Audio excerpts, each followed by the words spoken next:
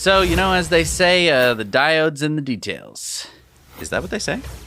Well, in this specifically. So basically, EngineerX YouTube channel showed the charger of a 2018 Model 3. And this one was clearly marked as copyright 2017. Makes total sense. And in the video, they explained that the charger that is currently in cars, at least up to the 2018 Model 3, is not bidirectional. Oh, because we had said last week that there was an engineer, Mr. Gaxiola, who figured out that they were bidirectional. And so this was a debunk to that. Now, basically, the reason for this is that they used 3 diodes on this board. And those 3 diodes essentially prevent the flow of electricity from going backwards. Like LEDs have a direction. You can't just light up an LED the same way you light up a light bulb. But what I want to point out is that this is a very early model board, and we don't know what Tesla's been doing in the meantime. Like you mentioned, all they had to do was to update those diodes to transistors, and it's possible that they could have made this board into a bidirectional charging board. Right. And it's really great that EngineerX actually pointed this out, because he said that you could just replace these diodes.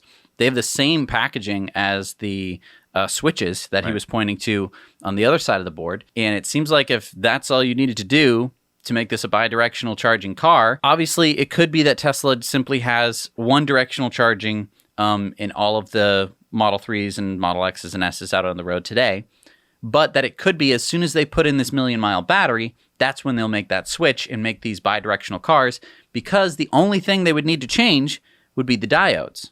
And I do want to mention, even if it costs, let's say, $1,000 to change out this board on your car, and let's say it took a whole day in the shop, most people spend thousands of dollars on either power walls or a generator for their house for backup. So it'd be well worth spending the money to update the charger. Yeah, I mean, keep in mind that that's about $20,000 to $30,000 worth of power walls just sitting in your car. Right. If you can access it, it would be worth it. So Tesla could offer that. It might be that they won't offer that and that you'd have to buy the new cars. It's a great reason for people to buy new Teslas. And also, I mean, I think that we haven't even addressed all of the uses of bidirectional charging at this point. So if they change the diodes over to switches, which seems rather doable, of course, there's going to be a couple things that they'd need to change on the board. So you redesign the board slightly. Which they might have already done. Right? We're up to 2018 technology, which is years ago. Because, I mean, imagine this. You pull up to your campsite, you plug into your car this special outlet, and maybe it's got like 6 or 7 outlets on there. And you're plugging in, you got your mini fridge, you got your TV, you got your heated blanket. What else would you need in the wilderness? Maybe an air conditioner. Hair dryer. All the things that you'd need in the wilderness. So it's no longer camping, it's glamping. Right. But I mean, there were no real solutions to this. You'd have to bring a generator before. Right. It's quiet. And now you could just plug it into your car. Except for the hairdryer. Yeah.